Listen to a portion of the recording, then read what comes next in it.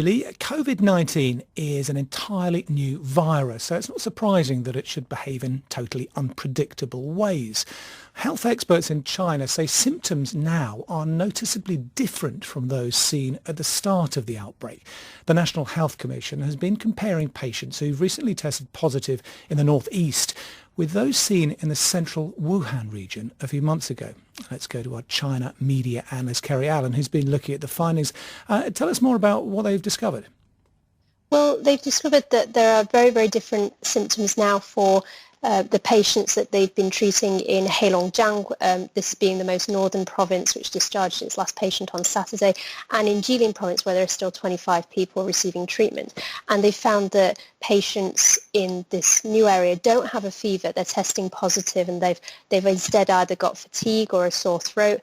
And some have no symptoms whatsoever, whereas previously we saw that patients had a fever or a persistent cough, and also they're finding that now new patients are they're finding that they're carrying the virus for a lot longer than they were previously.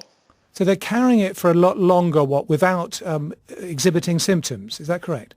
Yes, absolutely, yes. Interesting. And were the doctors and the people who did this research, were they expecting, to a certain extent, these kind of results? Not at all, no. I mean, this goes back to 2 weeks ago. There was a confirmed case of a woman testing positive, a laundry worker in Jilin province, and they couldn't identify how she'd come into contact with the virus because she'd been wearing a mask, she hadn't been taking public transport, she hadn't been in contact with anybody really. So this was the reason that the National Health Commission visited this region to try and identify how she might have caught the virus. I imagine the fact that the symptoms are different now from before is just going to sort of redouble the vigilance there for a potential second wave if and when it hits.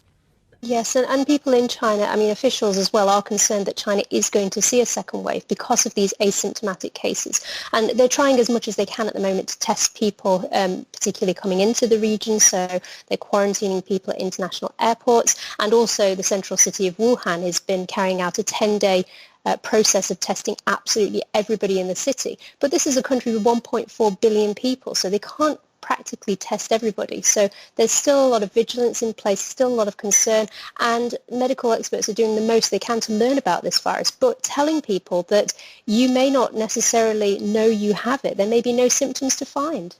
Very worrying. Kerry Allen, thanks for that.